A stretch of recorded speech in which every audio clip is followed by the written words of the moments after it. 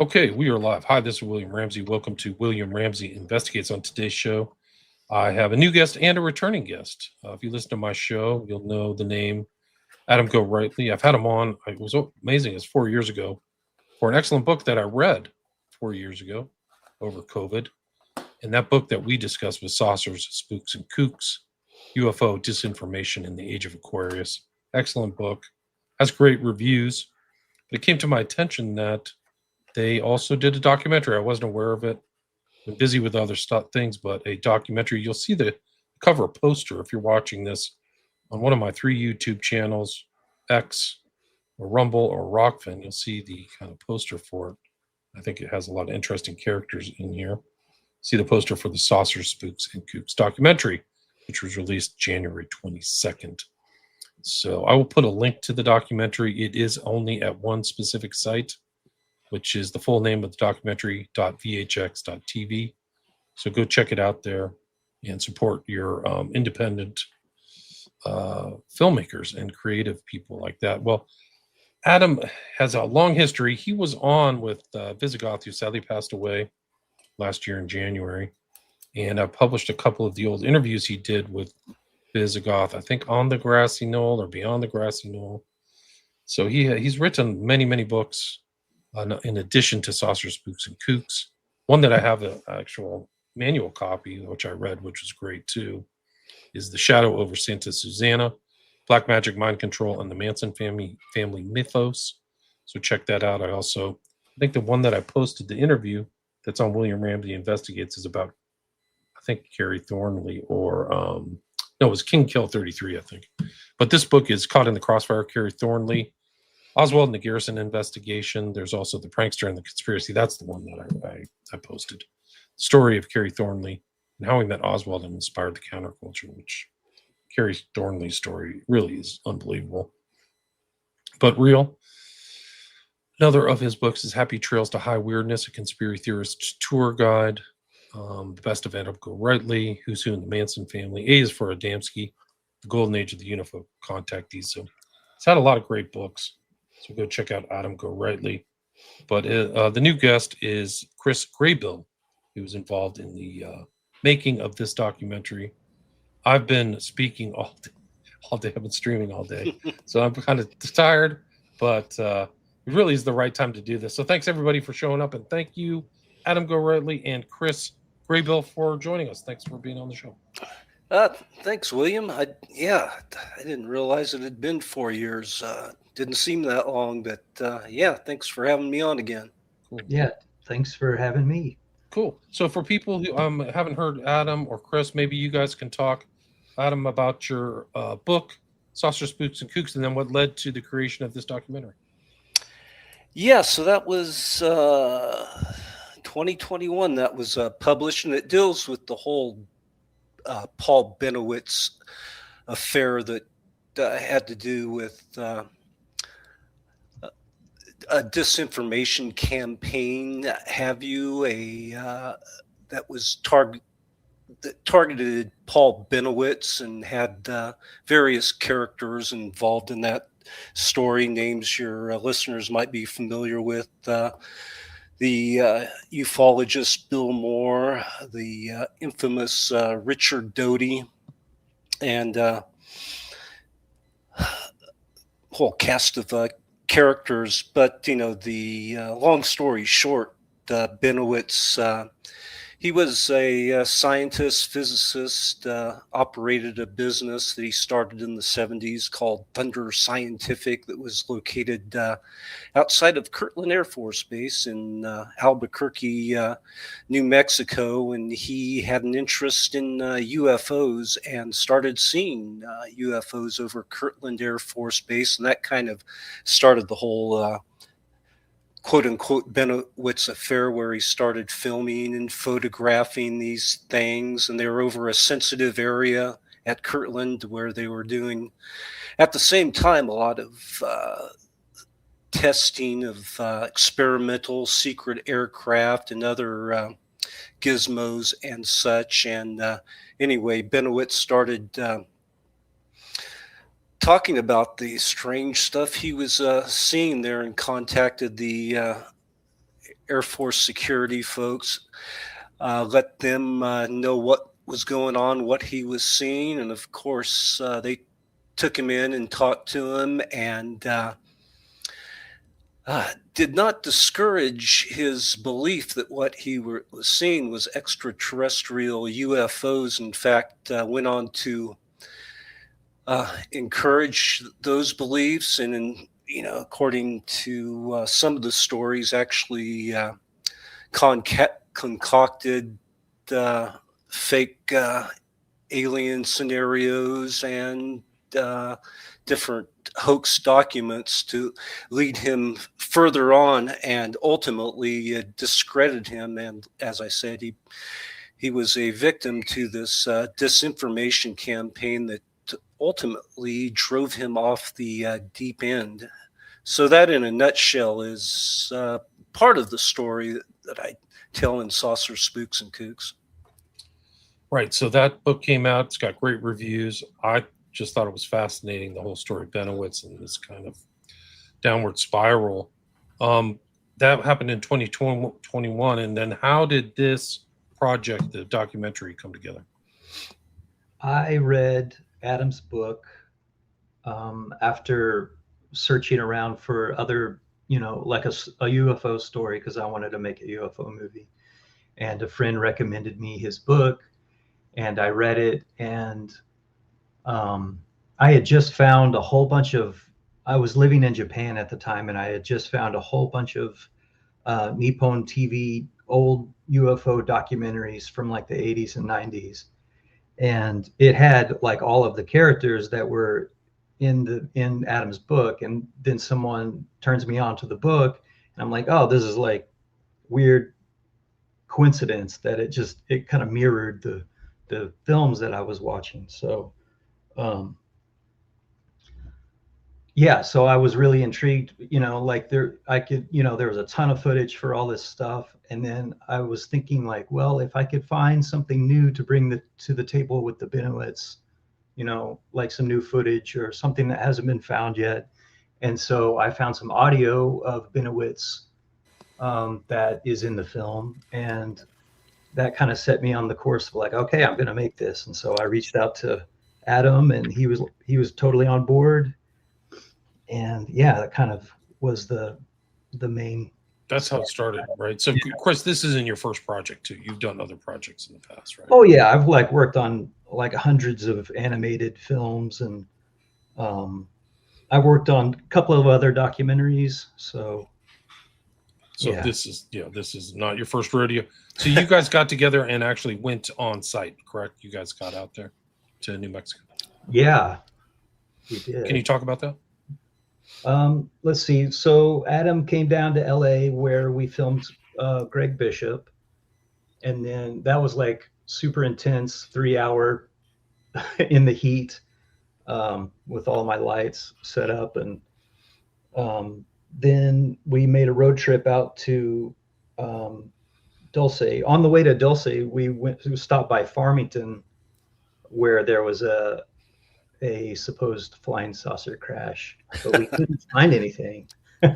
Supposedly it was, according to some sources, where the Aztec saucer crash happened. But, the more you look into that, there's different people who wrote books about Aztec. And I think the site we went to check out was somebody who'd written a book in the last couple of decades and decided just to put his own monument out somewhere that got torn down at some point. So who knows how.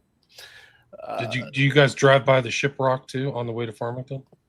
The infamous Shiprock, the rock in the middle of nowhere.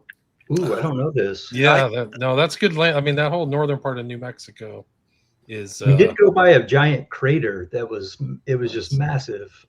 That was really fun. Oh yeah, there's awesome. one right on north of. It's called Shiprock, and it's south on with that freeway there, which is 515. So if you come east-west, if you drive east-west, you might have seen it unless you drove at night. But I think we were taking we were kind of up really northern Okay. New Mexico too. So we might have been off the beaten path of highways. It's a haunted kind of spooky area at times, I think, that northern New Mexico. My opinion. Yeah, yeah, and we actually went out to Dulce and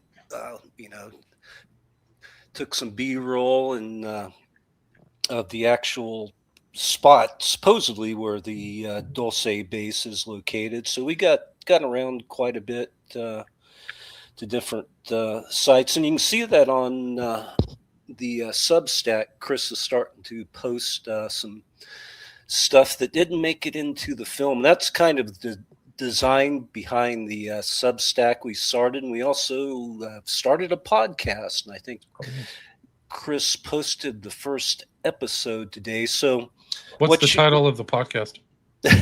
Same title. Same Saucer, Spooks, and Kooks podcast. And the design behind it is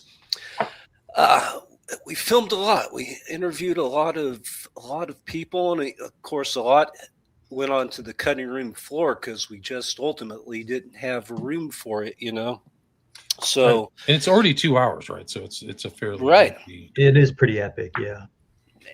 So that's kind of like I said, the design behind this to feature all the other stuff, because there's a lot of cool interviews and stuff we did that didn't make it into the film. So we'll just repurpose those for this podcast. Gotcha. So you got more content. That's great. Tons of content. I'm sorry. Go ahead. No, please continue. I was going to say, when we got to Albuquerque, Norio Hayakawa, who we interviewed for the film, he was really nice and took us all around these different spots in New Mexico or in Albuquerque, and he took us by the Benowitz house, which maybe his wife was still living there. I'm not really quite sure, but it was funny because it was kind of, we were not supposed to be there, so I couldn't really film too well there. So I did get some stills and a little footage, but that was interesting to be at that site, and right across from Kirtland. Right, the Air Force Base. You get a chance to go by Zorro Ranch. Oh my God! Just kidding. No. There might be an active investigation there now. But don't say, for people who don't know, it's right at the border of southern Colorado, right? Right up, kind of it's pretty sparsely populated, right? But Benowitz lived in Albuquerque, is that correct? Mm-hmm. Yeah, right. As you'll see, actually, folks will go on that our Substack there. You'll see, like Chris was saying, his townhouse and where you could actually look into Kirtland Air Force Base in Monsanto Mountain. That's where you're seeing all the UFO activity, or whatever you're seeing is most likely experimental aircraft. So I forgot where I was going with this, but yeah, he and his business, Thunder Scientific, was also right at the gate of Kirtland Air Force Base. And his business, he was this kind of scientist, physicist, mad scientist guy, created different instruments for aircraft, avionics, altimeters, that type of stuff. But when he got into the whole UFO thing, he started devising all these other instruments to pick up what he believed were alien beams and signals and all of this type of stuff, when in reality, at least according to some sources, what he was picking up were different, like spy satellites and other things they were working on at Kirtland Air Force Base during this period, which is why, the government wanted to kind of derail what he was seeing, or at least confuse him and make him believe that they were all this stuff he was witnessing was actually alien craft, and not these, this was the whole period when the stealth bomber was being developed and a lot of this other stuff. Right. So Kirtland, I believe, is where is it located in Albuquerque? Is it the one that's southeast of the downtown Albuquerque? Is that right? It's like a huge base, right? Oh yeah, it's huge, and it's adjacent to the airport. Actually, is right up against it, and that was part of the larger story that during this whole Benowitz period, when he was monitoring all this stuff, the airport lost power and communication like for several hours one day. I mean, we're talking 7 or 8 hours, and it was most likely on account of something that they were testing at Kirtland that made everything go haywire. Yeah, so high tech stuff going on in New Mexico. Totally, yeah.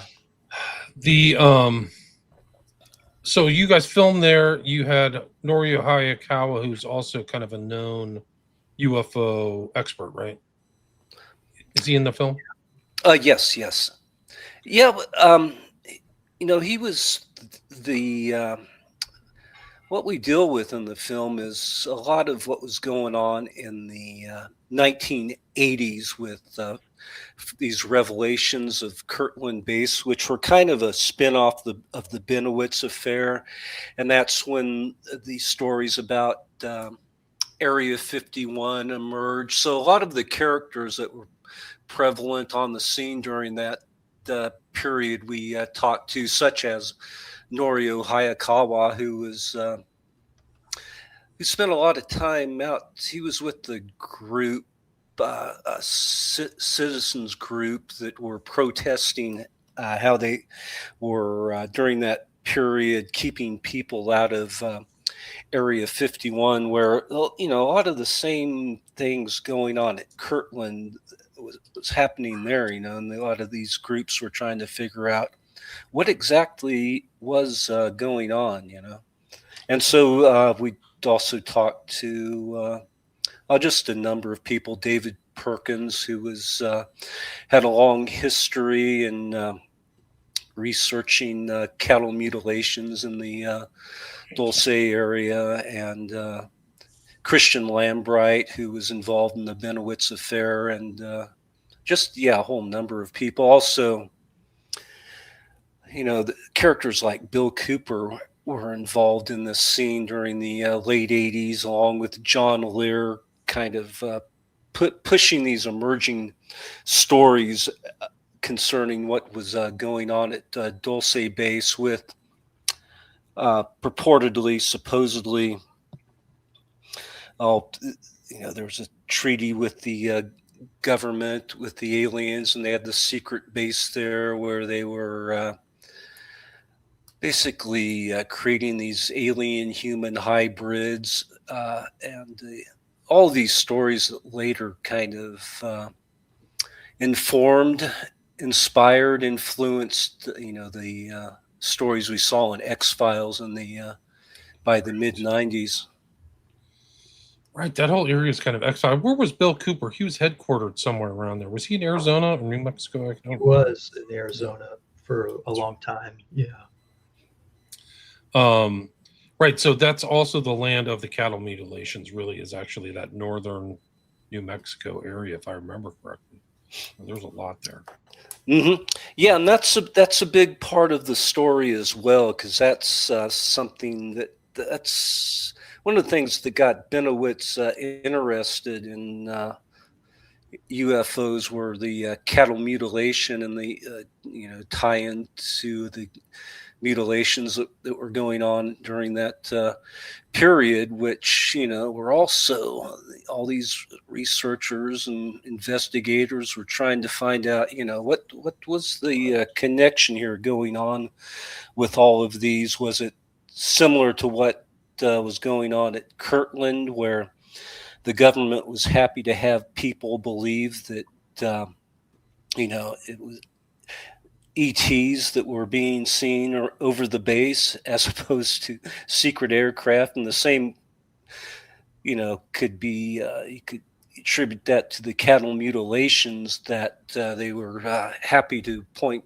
people in the direction of ETs being responsible for the mutilations. But once again, there was the prospect that it was connected to some type of secret government project going on during that period.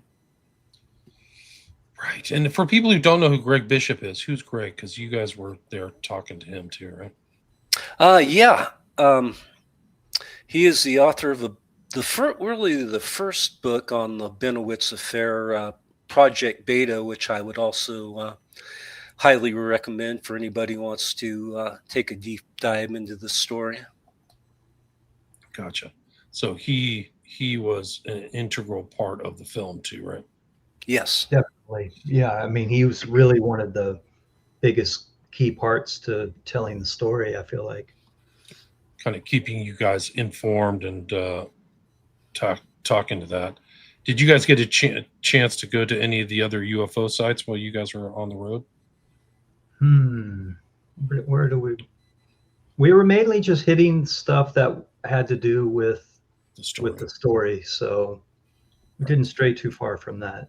Kirtland, Dulce. So, and the other thing is like this person that was in this story who pops up still, I think, is Richard Doty, right? Can you talk about him?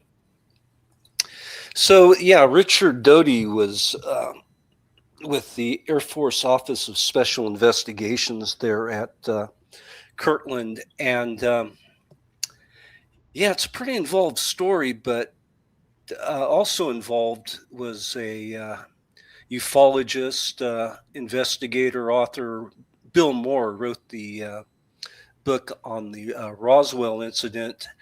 And so how the Doty and Moore got connected with Benowitz had to do with an incident where this mysterious character who Moore has referred to as Falcon, a code name over the years, allegedly a high-level CIA agent, came in contact with Moore around this period. We're talking 1980, after he had published his book on Roswell, and struck up a deal with him. Moore was prominent in UFO circles at that time. He belonged to a group called APRO, the Aerial Phenomena Research Association, which was investigating UFOs in the Southwest. Anyway, the government, the spook types, approached Moore and offered him a bargain.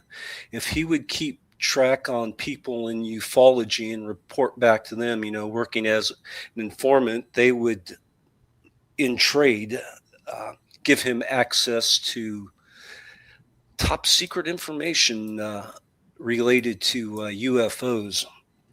And during that period, much more so than today, a lot of the folks involved in the different UFO groups were also these guys who were civilian contractors and who worked on, different, like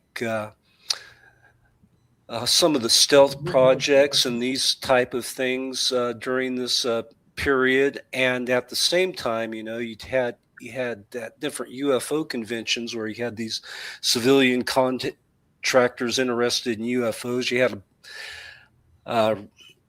spies from the Soviet Union and China showing up upon occasion. Wow. And so that was kind of what the interest was in people in ufology, and contacts Bill Moore had. He had some various contacts in the Soviet Union, is to basically find out who these spies were, and pass on to them bogus information. And that's where a lot of these hoax documents a lot of moving parts of the story that came out during this period, the MJ-12 documents and the Aquarius documents and all of these things that were connected to Bill Moore and Richard Doty. Doty, kind of, according to the way he tells the story, he was a middleman or proxy behind the high-level spooks. And he was the one that was passing Moore a lot of these supposedly super secret documents, a lot of them that ultimately turned out to be hoax documents, like the MJ12 papers that basically confirmed the Roswell crash, which was kind of convenient because Moore had written a book about the Roswell crash a couple of years before these documents surfaced. And so, it's a very convoluted story that, and we don't know all the answers. Who was involved with was Bill Moore actually concocting some of these documents? Were Moore and Doty working together? Was basically Moore a dupe who didn't know anything? I have my suspicions, but we still, after all these years, really don't have the answers to all the pieces of the puzzle. Right. I mean, it really is a complex thing. And one of the things that I think people would be surprised about is that how many intel and military people are around at least this particular case, if not the UFO movement in general. Would you agree with that? Well, of course, yeah. And I talk about it throughout the book. It's kind of the same cast of characters that keep reappearing over the decades, that, dating back to the likes of Hal Puthoff back in the early 70s with projects at Stanford Research Institute, where they were doing experiments in remote viewing for the CIA. And he's another one of those guys who turns up in all these stories I talk about in the book, all the way to current day with, at least this last decade, with To the Stars Academy and Tom DeLonge, and once again pushing stories of Roswell and flying saucer crash retrievals. I believe they're all connected, and go ahead. I was going to say, going back to the Farmington thing, I think the reason that we actually went there, just to switch gears for a second, was because in your book, Adam, there's a great chapter called Crash Goes the Saucers, and it goes into the Aztec crashed saucer, which we found in this case was in Farmington.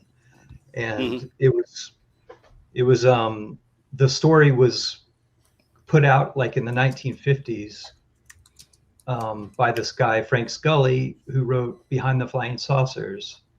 And he was actually being fed this stuff by this guy named Silas Newton, who had been just telling the stories to him, and then he wrote it into his book. Am I getting this right, Adam? Yeah.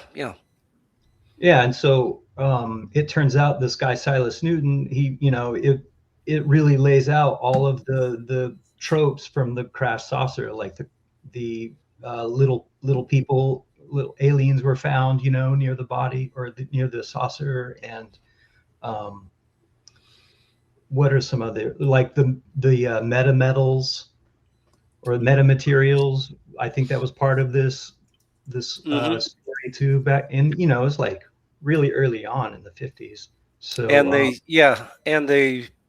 same story that later cropped up in Roswell, they cordoned off the area and brought in military that hauled off the spaceship, or the remains of the spaceship, and took it to Wright-Patterson Air Base. And right. Also connected to that was that they had one of the aliens survived, and they had it in captivity. And all of these stories got recycled into Roswell and the Benowitz affair. But the guy that basically started that story was Silas Newton, who turned out to be this like serial con man. He was like making fake what do you call it? The oil. He was like a fake oil man or something. Oh. And he had all these cons, to make cash, and this was just like a part of that. This was just another one of his kind of money-making schemes. Right. Interesting. Do you ever come across Bannister? Wasn't he involved in one of the early not Bannister. What's the guy's name from the JFK, the FBI agent? Well, yeah. Guy Bannister. Guy Bannister, oh, that's his name. That's right. You are correct. He does come up in ufological history in a kind of an odd way. Bannister was connected allegedly to the JFK assassination. He was a longtime FBI guy, and retired from the FBI and had this was a private investigator. During the JFK assassination, he was connected to anti-Castro Cubans, and Garrison alleged he was just part of this nexus of rogue CIA agents like David Ferry and the anti-Castro Cubans. But, he was also involved in the early days of UFOs in 46, 47, that period. I believe he was in Wyoming. And it was right after the Kenneth Arnold sighting, which was like 19 June of 47. And there was this whole flap of UFOs right after that, kind of sparked something for the next couple weeks. If you go go to newspaper.com, look at that period, there's this flap. And that's when the Roswell crash happened. But there was also this outbreak of small saucers that people were finding across the country.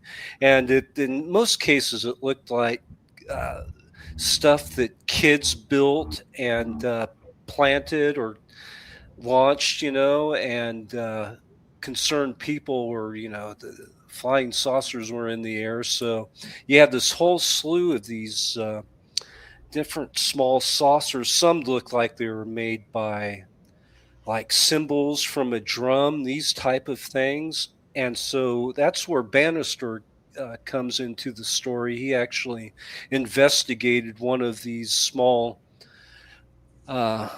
saucers that were most likely, from what I could tell from all the reports, were just kind of hoaxes that people were building these, and there was quite a few stories of these small discs that got reported during this period, and that's Banner was Bannister's role. Yeah, he was like there was one pre-Roswell.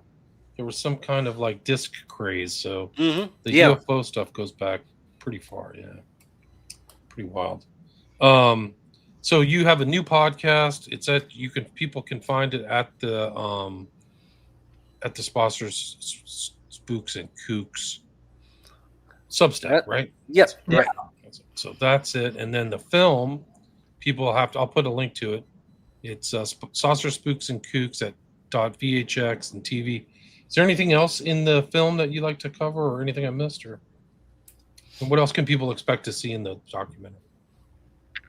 We kind of go into the the last decade of UFO history that's happened, and that was kind of one of the big things that I wanted to do is put into context everything that's been happening, in the new UFO story, and in juxtaposition that with the old UFO stories from like the 80s and 90s. And so to have that historical context, the picture of the UFO story comes much clearer, I felt like.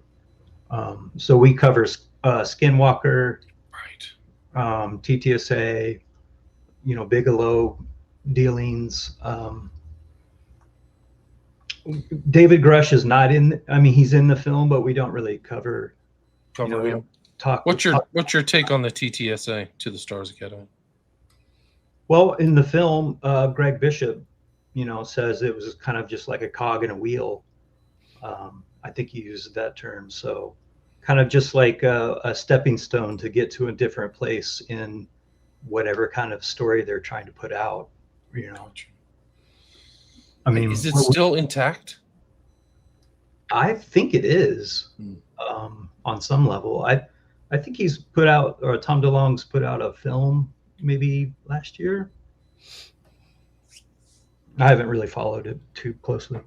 Right, because I thought that they were kind of like in financial straits, if I remember correctly. At one point, yeah, that's true, huh? Yeah. So people can check out the film. I've played the trailer a few times with sound up. I'll put the links in there. Is there anything you guys like to add before I wrap it up? It's kind of Friday. I gotta run. What do you think, Adam? Oh, no, I think we covered it pretty well. Okay. And people can find your books at your website too. So your website is Adam Gorightly too. This is your website too. And that's the best place to contact you, or the Substack. So I can put links to your website, the Substack, and then the film too as well, right? Yeah, that'll work. Do you sign your books, Adam? If people can buy them through your website, do you send them out? I can do that sometimes, yeah. They'll just have to contact me at my email. Gotcha. So, and the website, so you've got places for people to contact you. And again, what we talked about, check it out, guys. 2 hours of information is the document. Check out the book too. Check out Saucer, Spooks, and Kooks. Oh, hell yeah. Yeah. Go get it. It's got great reviews. I read it. I can vouch for it. But also go check out the movie. It's right here. You can see it. And it's Saucer, Spooks, and Kooks. And the guest is Adam Gorightly. And then his fellow worker on the film, fellow creative, is Chris Graybill, Graybill.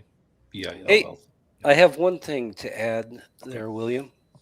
You were talking about Visigoth and how you're starting to you got the archive from archives. I have 800 or 900 episodes, Adam. So wow, I've got a lot there. Oh my god! So I might have some you don't have, and I'll look through those tonight. Viz and I actually did our own podcast, maybe a dozen episodes. We gave it different names. One was the Untamed Grassy Knoll, and I'm not sure if you have those files, so I'll look and see what I have. Yeah. There used to be some on a website. I can't remember what the name of it is now, but the links don't work anymore, so a lot of the old links are gone. So I'm trying to collect. If you have any of his old stuff, send it to me. I really want to find. He did an interview with one of the McMartin women, McGreevy or whatever, Joan Vion. I can't find that one, VEON. Like, it's really an important archive because of all the important people like you who he's interviewed over time. Like, these are still relevant. There's a whole new generation of researchers that just listen to podcasts and really are interested. So it's the archive is active. Like, people do listen to it. I wouldn't say it's like Joe Rogan, but I get thousands of people a month are on there listening to old stuff, your stuff. Yeah.